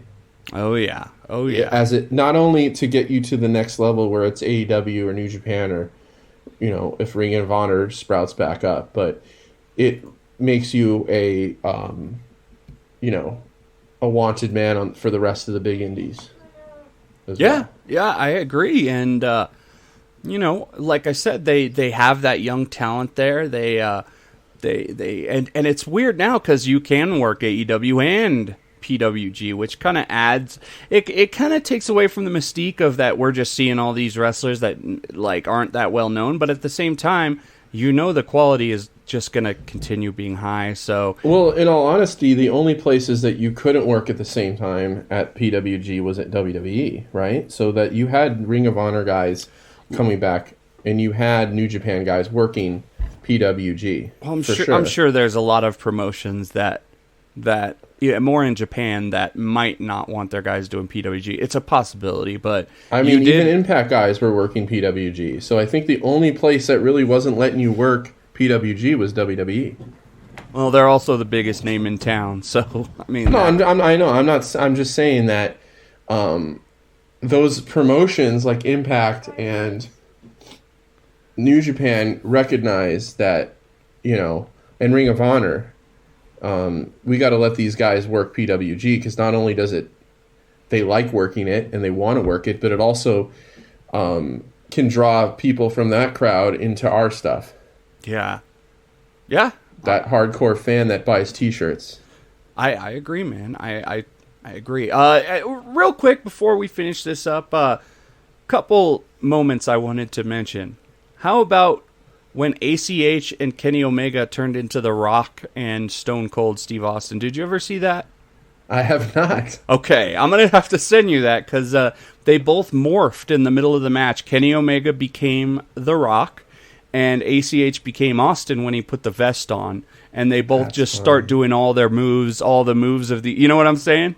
Right. So how about the butt train? Did you see the butt train? I have, with Liger. Liger, Drew McIntyre. I think maybe Tommy End was on that. It's funny how you get a guy like Liger to do that, but have you seen when Kevin Owens pile drove the guy's hat? No. That's a great thing on there too. How about did you ever see that the ongoing story of the Bucks versus the ring announcer That was like a thing that went on for a little while. I've heard that, yeah. And like eventually they kept fuck with him and he gave him a double clothesline. Rick Knox also kind of like tired of... He got involved in a match once, yeah. So Rick Knox also didn't mention him enough. AEW guy that, has Referee. been a huge part. He was the major ref in PWG, right? Like the big time. He was the main ref in PWG, him and Justin Borden. Yeah. Who, I don't know if he works PWG, Justin Borden, but he's a lot on New Japan Strong. Oh, really? Yeah, he does a lot of New Japan Strong. Is he the taller guy or like the big guy? No, Justin Borden's kind of like the little chubby guy, kind of half Asian guy. Yep. And Rick Knox was the main ref and he's probably, I would say, the third ref in AEW behind Remsburg and Aubrey. Yeah. Paul Turner's their top ref, dude. Is it? Yeah. I thought it was Remsburg and Aubrey Edwards. I feel like Aubrey Edwards, Rick Knox, and Remsburg kind of have like just their own thing, but no, Paul Turner is their what's it called? And honestly, he's not even my favorite ref. I don't like how he counts near falls. Like he does a weird thing where you can like clearly see him not count the. I don't know, dude, but that's a whole different thing. But yeah, but he's there, so. We can do a whole wrestling and referees episode. Ooh, write that down. That's a great idea. So, yeah, man, that is PWG. And if there's anything we got wrong, let us know. Because if you guys have been to PWG shows, let us know. Tell us what your favorite PWG moments are. We love hearing all that stuff. So, you want to talk about a few other things before we get out of here? Yeah, sure. I mean, do we want to talk? I did actually order some of my shirts from the T Republic. Ooh. You selling some shirts? I am selling. I have a T Republic store with about 15 designs. And wow, well, I don't think they can see it because we're not doing video. But he's got a red shirt with Hiromu, big Hiromu on it with his art. I think that looks really nice, man. Very colorful. I went with the red, and then I went with the because I'm a wrestling fan. You got to get a black shirt. We got a black shirt with Bret Hart on it. Bret Hart kind of in a standard, standing there. Awesome. Bret Hart, of course, from the 90s WWF with the shades. Yes. Not PWG at all. So no, his PWG run was underrated, though. But, that's awesome, man. Cool stuff. So check that out. Where can they find those shirts?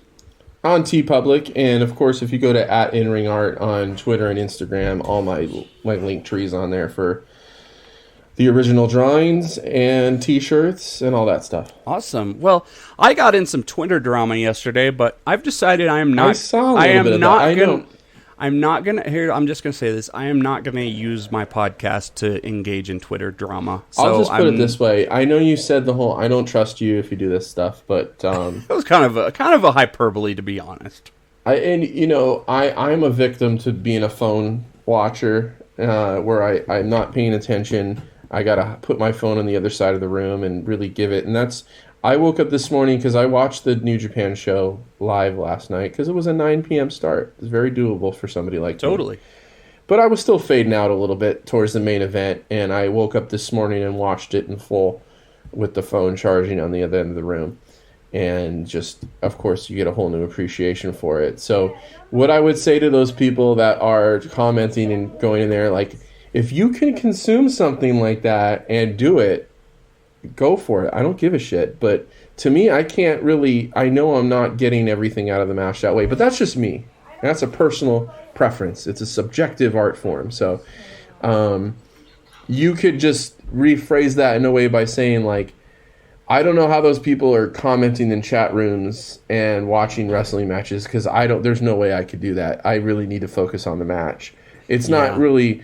It just doesn't work for you. Those people can be giving an honest analysis of the match, and they're just used to multitasking. This generation, the people younger than us. I mean, I saw somebody saying something about don't be concerned about your kids' screen time because what do you think they're going to be doing in the future anyway? They're going to be on screens their whole life. They're going to be living on computers. Yeah. So why are you so concerned about their screen time? But anyways, to each his own.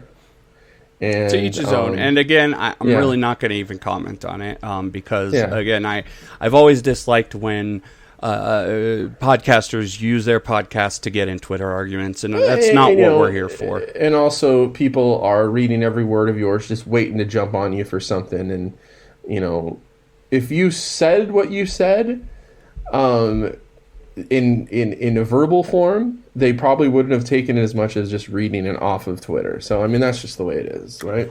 Exactly. That's just the way it is. Talk real quick about... everyone's talked to it to death, so I guess we have to talk about it real quick. Let's not spend too much time on it because everything is pretty much well talked about.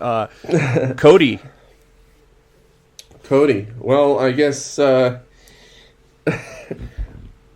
heard he's in Saudi Arabia, dude. I don't know if that's true, but... They left him there. He's still there. I heard he went. But he didn't show up. He was on at an airport. He was spotted in an airport, but... wrestler spotted at airport. That's never been... it's funny. Even my wife, who I mentioned this to, she's like, why? Why is he going back to WWE? What, that's the stupidest thing I've ever heard. I don't know. I don't know what he's thinking, to be honest. Maybe he just feels like, he's got a wife and a kid now, and maybe he can make more money doing it, and he's comfortable being in that environment now. And maybe he went off and showed that he can do all these things on his own, and they respect that, and they want to use him for other things. I don't know. But, I don't know. I've never been the hugest Cody fan, but I respect a lot of what he's done behind the scenes and appreciate what he's done for us as wrestling fans in terms of, leaving WWE took a lot of guts. He could have stayed there for the rest of his life and made comfortable money. But he would have been cut. He would have been cut by now. Let's be honest. By now, but I mean, at the time when he left, he had a good 3 or 4 years before they would have done that. And he went out and checked all the things off the list. He had an IWGP Championship match against Kazuchika Okada, and he was in the Battle of Los Angeles, and he did all these things. He created AEW, which has been a great alternative to WWE. He was and I think he's done a lot of things behind the scenes that we don't know about. He was a vital business partner to all those things. And I think as it evolved, maybe, we've heard a lot of rumors about, when PWG first started, AEW first started, I think a lot of us thought that this was the structure that Kenny, the Young Bucks, and Cody were doing the booking and running everything, and Tony was the money guy. But now it is all Tony. He is the Vince McMahon. Tony is the Vince McMahon, and I don't know if that was always the impression that I got, was how this thing was going to be created. But maybe something in that dynamic, it wasn't anything personal, but how that developed, wasn't something that, Cody was into. And also think about Cody now, he's hosting shows like, they had that reality show, and then he's signed for another season, but that's not for sure anymore. There's the one with the roads to the top with him and Brandy, and then he's also doing that like kind of Americans Got Talent kind of show, and he sees himself doing more stuff like that.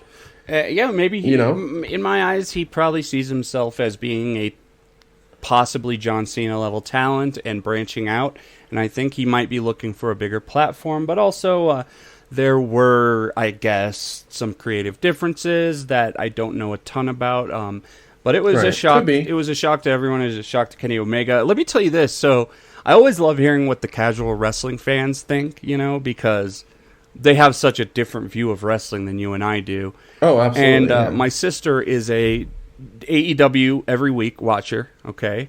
Awesome. But, she also she'll be like, oh, I really like this Adam Cole guy, and, I don't like this guy. And I asked her, what do you think about Cody quitting AEW? She said, it's probably because the fans didn't like him. He should have became a heel. There's something about him I hate. Well, you know what, though? I think a lot of that stuff where, unless he's told... I don't think it's a work at this point, but there was a lot of people that, with the fourth dimensional chess and all that, what he's doing with his character. But I really do think he was legitimately surprised that his character wasn't catching on like he wanted I it was to. surprised. I mean, I watched the people booing him, and I just almost didn't get it. I'm like, bro, I wouldn't boo him. Like, he's coming out there as a babyface. Then he had to deal with that. He's got to change his promos to know that people are booing him. It kind of sucked. I think his presentation was a little too 80s babyface, a little pretentious in a way too. A little too stereotypical. A lot of people blame the Ogogo feud, which it's weird because I kind of liked it. Like, dude, I kind of liked it, but people are like, oh, it was a disaster. Because you really have to to pull off the whole wearing a suit all the time. That's just not America anymore in the average person. It's not relatable. I don't think he had a relatable enough element to his character to be a babyface. Yeah. I think that's what it is. So he worked. I could see that. Wearing the fancy suits all the time. That's a heel thing. That's a heel thing, yeah. Like, that's Don Callis wearing his... in a super cool way or whatever, that's a heel thing. Coming out there with, these Captain America style kind of stuff, it's a little bit of a heel thing. It was passe in the 90s, dude. It really was. I mean, by the time Stone Cold came out, that type of babyface was really passe. And his entrance coming up like this and then having that song play, a little pretentious in a way. True. And the whole thing about he has this, he leaves his boot in the ring and stuff like that, like walks away, like, come on, dude, Maybe he was like, maybe it all has to do with the fact that he can never go for the championship again. He realized that was a bad thing, and he's like, well, fuck it, I'm not going to break the stip, I'll just quit instead. So at least he can challenge for that championship now on Raw, right? Yeah. So I think he just kind of expected more people to care in a way. I don't know. I could be wrong, but let's admit this is all speculation. Let's admit this too. Money talks, and money can mostly get people to do anything. And we don't know the numbers, man. But if they threw out a big enough deal for him, shit, you and I would be wrestling for WWE too. Of course. A second. Like you never fault anyone for taking the money. Yeah. Come on. So I mean, who knows, man? But again, it's been talked to death. That's kind of our view on that. So, moving on real quick to last night's New Japan show. Did you catch that last match between Okada and Naito? Just an absolute classic, and the only thing I can say about it is it's a shame that they had to do it at now rather than saving it for a bigger stage. I know, my God, man. It's... But at the same time, it's like, dude, wow, that Golden Week fucking main event was fucking awesome. Or not Golden Week, Golden Series, I'm sorry. Totally different things. But yeah, I guess, is it safe to call this a filler defense, though? It has the place of a filler defense, but at the same time, so did... Dude, it's Okada, dude. Okada's filler defenses, like Okada versus Shibata was a filler defense, man. Yeah, that's so, true. I mean... No, in a way, though, it wasn't, because it was the winner of the New Japan Cup. Okay. So that was a yearly thing, wasn't. Yeah. But nonetheless, Okada had these filler... It's Okada, bro. Like, his big-time matches are always good. And, like, you add Naito to that mix, who they both obviously didn't treat this as a filler defense. They treated it as, a fucking G1 final-type match. Did it go 34 minutes or something like that? Was that what it was? Yeah, it wasn't that long, compared to some of the other. Over 30. But that's kind of why I liked it, because they fit so much into that 30-something minutes. It was never boring. Even at the beginning, when you have the long holds and stuff, I was still like, oh, this is pretty cool. So and it's funny because I did go back and watch the Shibata. If you ever want to remember what a crowd sounds like.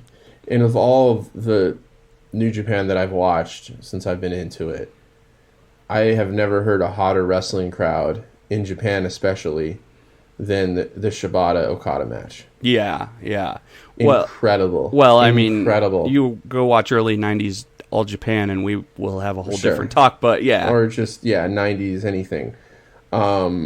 It was just incredible. But, I've kind of gotten used to the clap crowds and all that stuff now, and I'm surprised that you don't hear more stuff leak out here and there, but just an outstanding match, and it's just two guys that are just two of the best that we're ever going to see in-ring performers. And of course they've had tons of matches against each other in different eras, and I wouldn't be surprised if we don't see them again by the end of this year. Oh, I sure hope so. My God, man.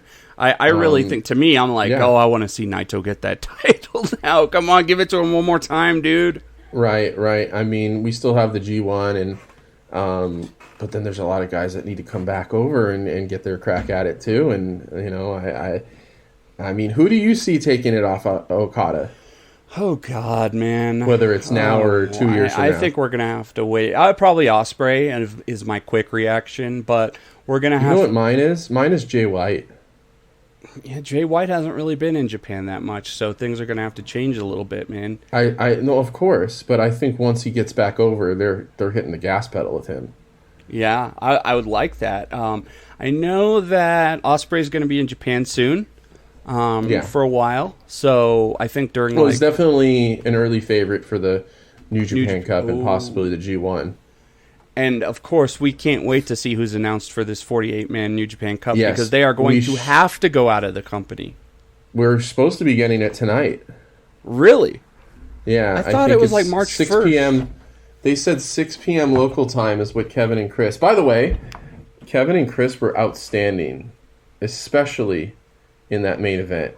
Yeah. I thought they called a perfect... It's just amazing how good of a color guy that Chris Charlton has become. I can't really say enough about how great he is now, and the fact that he, has become kind of like a Mike Tenay style historian, fact guy. Yeah, definitely improved. I went between Japanese and English for last night. I switched, like halfway through the match, I switched, and both languages were definitely on point. You had Tanahashi doing commentary. You know what was funny is they had Hiromu doing commentary the night before, right. And it's so funny that Hiromu just totally drops his character during commentary. He just becomes a commentator, He's sitting there going like, "Oh, look at that leg lock" and stuff like that, and then he gets in the ring and he's like, it's just hilarious. Yeah. We've seen that done. But I think they said something about 6 p.m. Japan time. They were going to announce it, and right now it's about 2 o'clock. So 2 a.m., 3 a.m. tonight? Yeah. Okay. Yeah. Cool. So before we get out of here, why don't we go through some breaking news real quick? That's not really breaking news. It's just... I had fun last time. We went over some Twitter or Reddit stuff, and I think that was kind of fun, although I don't know if there's a lot of stuff happening. So PW Insider, quote, "A number of people in the company marveled today about how far the company has come in terms of how women are presented in Saudi Arabia, going from one bout with women wearing oversized T-shirts to multiple women's bout with colorful ring attire." Right. I guess I did notice that they went from wearing T-shirts to actually they just had to be covered head to toe, but they wore tight, colorful stuff that was definitely more, familiar. Yeah, what they don't mention is that this is not new. They've had circus performers in Saudi Arabia that have worn similar things.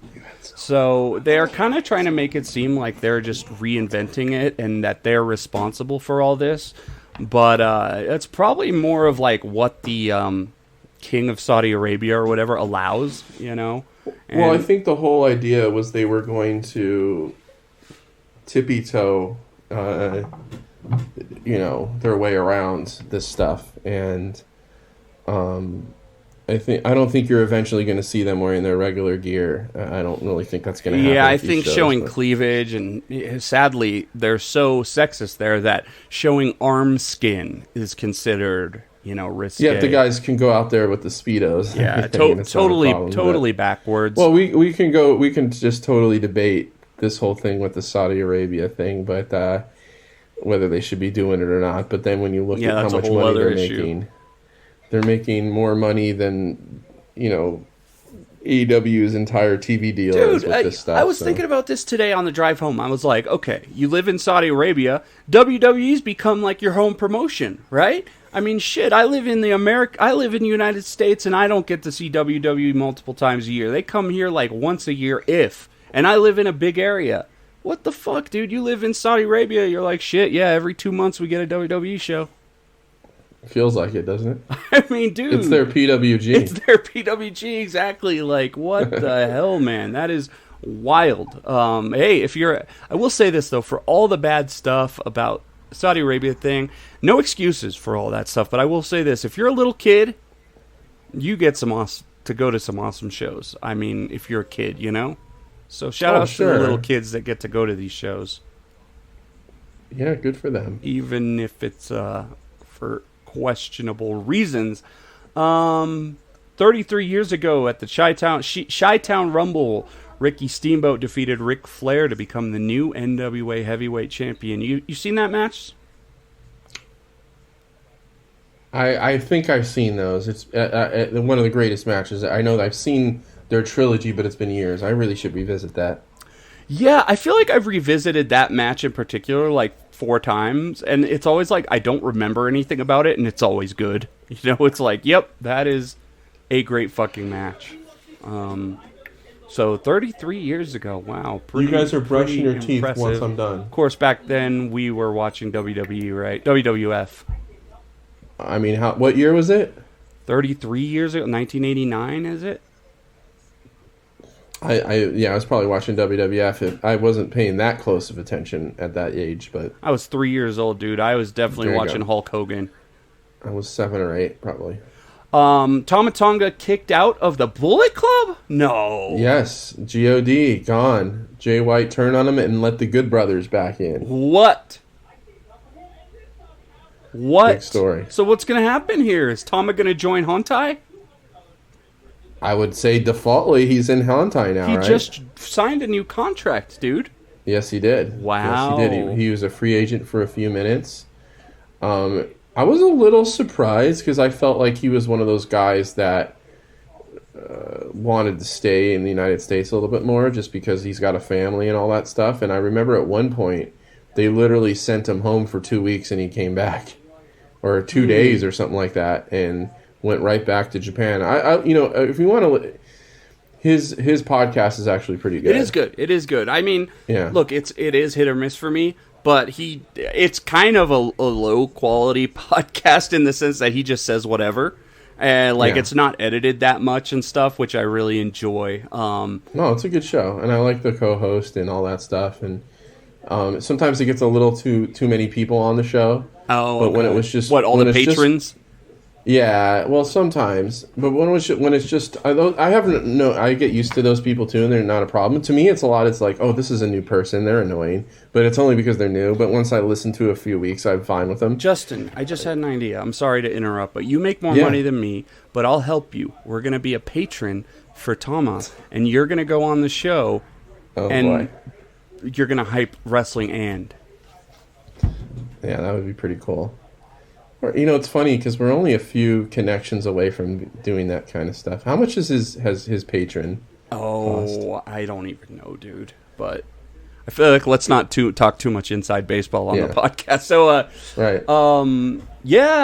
I saw this awesome post that was like, okay, yeah, that makes sense. They said every other Bullet Club leader has been betrayed, but Jay White is the first one that figured it out, saw it coming, and stopped it in its tracks. Hey, he's cerebral, he's intelligent. But you know what's funny is the biggest thing that happened with Bullet Club in the last 3 years basically happened on Impact.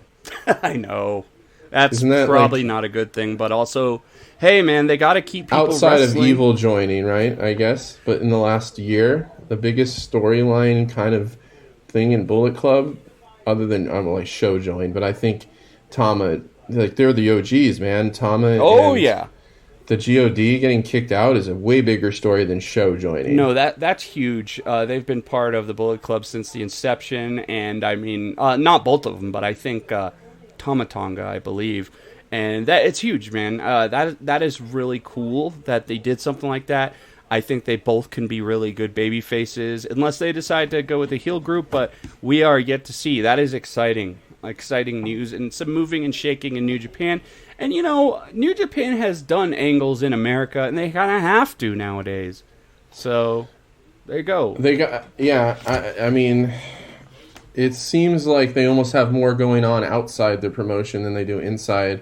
I mean, of course, great, title matches aside. Once those borders open up, I mean, frickin' technically, Orange Cassidy is in frickin' chaos. I know. Wow. Yeah. And it's just such a shame, and I hate to kind of get on this, that they had Tomohiro Ishii in AEW and they throw him in some 8-man tag match on AEW. It's like, well, it was they only really could one have done appearance something. Though, but it was a tag. It was a 2-on-2, wasn't it? I feel like they could have done something a little more prevalent with him. You got to understand, though, you got to assume that no one knows who the fuck that is that's watching on TV. True, but then they put, Kojima and Moxley at All Out. Nagata in those, too, in those big matches. Yeah. And Suzuki. Yeah. Well, and the argument can be made that Tomohiro Ishii can outperform those guys in terms of a one-on-one match. Yeah, it's not much of an argument. It's just kind of how it is. But yeah. Well, Jay White's on AEW. You know, he was on AEW as a forgiveness. Did you hear that? Like, he wasn't planned on being on AEW, but Tony Khan accidentally did one of his stupid, like, I have the biggest announcement ever, forbidden door, all this stuff. Right. And then he's like, wait a minute, technically Keith Lee wouldn't be because he's a free agent, so let me just call up New Japan and get Jay White in here. Yep. Or whatever. Yeah, he probably called Rocky Romero up and said, hey, Rock, what can we get going here? And he's like, how about Jay White? He's sitting around. He's like, okay, let's do it. Oh, his match with Trent was pretty awesome, too. Jay White is a great wrestler, too. Another guy that the little things he does remind me of Bret Hart. Yeah. I'm going to tell you this, something I've thought of but really haven't said. I really dislike the take that, like, Jay White should be in America because people in Japan don't get him. It's just Americans only get him because of his style. Like, dude, I saw him versus fucking Ibushi in one of the best matches I've ever seen in my life. And he did his, heel gimmick. And the Japanese fans loved it. And everyone loved it. So I like if Toriano has a place on the card with a completely different traditional Japanese style. What does that even mean? I don't even understand that argument. Yeah, those people are making. Yeah, a lot of people say, "Oh, he should be in AEW because really he doesn't connect with the Japanese fan." And I'm like, "No, dude, he does." Who was saying that? Non-Japanese people, right? I'm not going to name names and call people out, but I mean, these are American podcasters that often say this, and people in big positions. But I've seen it parroted from other people on Twitter a lot, and I haven't responded and replied, but it's always in my head. I'm like, dude, that guy can go no matter where he's at, and I think he's entertaining to all audiences. Like, I don't think I don't understand that. But, I've said this before, I've always disliked from podcasters, like, I read this on Twitter and here's why it's wrong. So let's get away from that. So. And the only reason why he's not out there tearing it up is because he's trying to get his green card, as Kevin Kelly was the one person who confirmed that, saying, because he was on Super J-Cast and they asked him, where's Jay White? And he's like, he's trying to get his green card. Okay. So that's why he hasn't been back there. It's not because he doesn't want to go, because pretty much everyone else has gone back at, Ospreay, God, who are some of the other... He's really the only, main roster Gaijin talent that hasn't been back there for some respect, right? Yeah. Huh. And, I guess, as someone who, when my wife was getting her green card, we did the whole thing when she was out of the country. But it seems like the best thing to do is just to stay where you are until the process is completed. To make it go more smoothly. We're talking about his Japanese green card, or that's American only? Okay. Well, he lives in America, doesn't he? Yes. I think he lives in like Florida or Yeah, something. yeah. But as all wrestlers live in Florida, bro. I don't know if he's doing it. I think he might have gotten married too. I don't know, but he's trying to get his green card, and it behooves him to remain in the country while trying to go through that process. And so it's a he can go long back and process. Or no, he just wants to have that residency here and get Social Security. I don't know, but I know for my wife, when she was in Japan and we were going, it took about a good year and a half for the paperwork to go through. Wow. Yeah, I mean, the speed of bureaucracy and paperwork is some of the slowest, there is. So that's, best of luck to him. I sure hope that. I'm sure he'll get it. It's just once that's nailed, I'm sure hopefully by the summer or even sooner, we might see him tonight on that New Japan Cup. I'm watching it for sure. Yeah, I would hope so. I think he should be. Hopefully he's on, as long as I would expect him to be on that. If all the paperwork is in the right place, he should be there for sure. 48 people, unless they're going. Do you think they're going to dive into Noah at all? Oh yeah.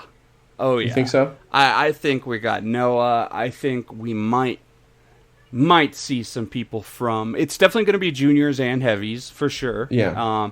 I think we're going to see Noah. Dude, honestly, the announcement's almost confusing, so it's hard to even guess. Are we going to have Orange Cassidy in the Japan Cup? No, he's waiting for the Best of Super Juniors next year. So I would be all over that. Yeah, I'd love it. I remember when the Forbidden Door rumors were going around, and he posts a thing on Twitter that says, "When is BOSJ again?" That was funny. So I think we'll end it with probably the biggest news of the night, which is that Dave Meltzer has announced the plans for The Miz at WrestleMania. Did you see that? Is it him against Johnny Knoxville or something? No, it's him against Ray and Dominic with partner Logan Paul. Don't edit out that silence. So, I will say this. Logan Paul is more popular than any of these wrestlers, except maybe Rey Mysterio. Everyone we've talked about. Yeah. If they put him on the cover of WWE 2K22, he'll sell more copies. I'm not doubting that. That's what I'm saying is, I told this last episode, WWE is going to make the choices that's going to get them the most eyes on things. Oh, whether they're not going to develop new talent or anything. The strategy is, let's just have Brock Lesnar win everything. Yeah. Now, I'm going to say this, man, as someone who has a good knowledge of influencers. Logan Paul seems like a piece of trash. He is currently seemingly addicted to drugs, has been for the last year. Seems like a real shit stain. I hate to say this, but God, man, just his public life. So finally, at least they booked him as a heel, which is probably smart. So because everyone loves to hate him, right? So I kind of know his thing, but if they're just trying to get basic dollars and numbers into this WrestleMania, like I guess that's a good decision to get somebody like him in there. They got to sell a lot more tickets, bless you. They'll probably get, Johnny Knoxville against Sami Zayn for the Intercontinental title. I mean, as a wrestling fan, like we've said, we respect the hell out of Johnny Knoxville for what he puts his body through, almost like a professional wrestler and stuff. But, I saw that we wouldn't movie, by the way, and yeah, he did get brain damage from that. Right, if not then, before, of course, too. But,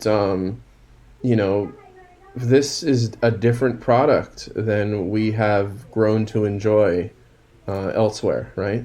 This isn't. But it's the same thing that WWE's always done. I mean, look. Oh yeah, it's Mr. definitely T, their modus operandi. Yeah. So, but they got to sell more tickets, right? Like they have two giant stadium nights that they have to sell. Yeah, I mean, it would be every year. Usually, you'd have every WrestleMania would have, okay, here's this one celebrity match that isn't for you as a wrestling fan. This is for the casual fan. But every year, that's kind of shrinking, right? Like, yeah. I really want to see Roman and Brock. I think that's going to be awesome, right? But well, that all depends on the booking, right? I mean, right, it should be good, but there's just a lot more fluff these days, and honestly, I'd rather see, Roman and have a great match against Seth Rollins at WrestleMania that's not crapped on, and as a wrestling fan, but I know that I'm not an idiot. I know that Roman and Brock is going to draw more eyes and money. Yeah. I'm not stupid. Yeah, and not to get too much about that, but badly booked, considering that Roman and him are... It's badly booked in the sense that I'm not sure who I want to win, because they're both, like, unstoppable monsters, and it's like, just I one don't of those really things where I've never, like... this is my favorite rendition of Brock, I guess, that I've ever seen, but at the same time, the way they've booked him, I don't like when somebody is unstoppable. Yeah, that Goldberg. I hate that, because when they lose, it's like done, and then it makes everyone else look so much shittier. Like, that's what I like about New Japan is, I'm not saying everyone's on Okada's level, but like, you still know that he loses a couple matches in the G1 every year. Oh yeah, and he like, probably will lose in the New Japan Cup. Everyone is vulnerable, like. But then you still have guys that rise to the occasion and look strong. It's just, you don't see that with, like, when I'm looking at Brock Lesnar and the way he's presented, I'm not going to believe anyone can beat him. Maybe outside of Roman, right? Yeah. So it's like, why? It's just, I don't know. Yep. Well, I don't like that kind of booking. Yeah. Maybe that's just me, but no, I think if you take 5 seconds to think about it, then you'll understand what's off. But I will say this: they said they're doing 2-for-1 tickets at WrestleMania. I'm pretty sure they mean 2 nights for one. But I thought they were talking 2 tickets for one. Like, I was like, shit, maybe. What? I thought they meant like 2 tickets next to each other for the price of one. I was like, shit, if they do that, maybe Justin and I will go to WrestleMania next year. I have a friend that lives in Dallas, and I was, he has somewhat of a connection to that stadium, and I asked him, man, hey, you gonna get us some tickets? And he's, oh, I don't know, this one's gonna be tough, but I don't know if I'm ready to go to a big event right now. Well, I'm referring to next year. If they do in LA. If they do 2-for-1 tickets for one night, I might consider going. Like, get one for you, one for me. I really kind of want to take my boys to WrestleMania next year. We'll see how that goes and what the prices are. I'm always scared off by that, but I definitely want to check out that stadium, and hopefully I'll go to at least one football game there next year. But we're definitely going to WrestleCon, and we're definitely going to have to hit if New Japan or Stardom's doing a show here next year.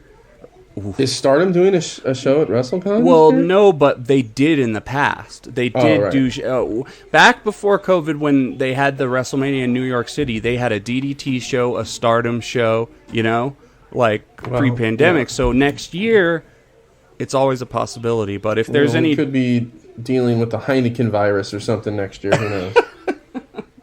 I'm sure instead of the Omega virus instead of the micro.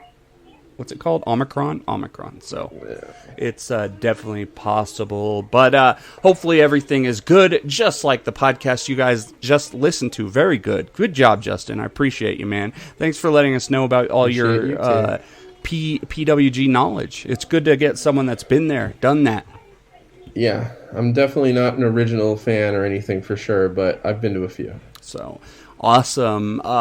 Thank you guys for listening. If you made it this far, we appreciate you. We love our fans. Always hit us up. Let us know how you feel about the show. If you have any corrections, we love hearing all that stuff. So appreciate you guys more than anything. Yeah. Anything else, Justin? You ready to get going? Well, let's part ways, and we got to find out who's in that New Japan Cup. We're going to have to figure that out. We'll talk to you guys about that in our next show. So thank you so much. Have a good one, guys, and we will talk to you guys later.